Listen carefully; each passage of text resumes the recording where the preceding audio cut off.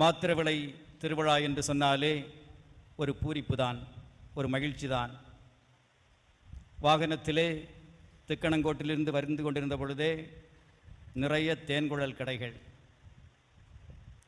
நாக்கில் அப்படியே தண்ணி ஊறுது. முன்னாலே அந்த பக்கம் நல்ல ராட்டு, அதே போல் நிறைய கடுப்பு விற்பார்கள்.